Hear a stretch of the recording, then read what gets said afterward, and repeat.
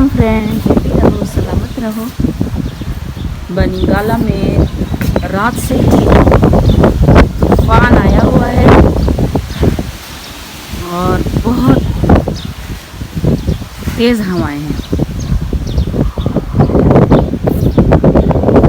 सारी रात हवाएं चलती रही और हमें डराती रही। बहुत डर लगा।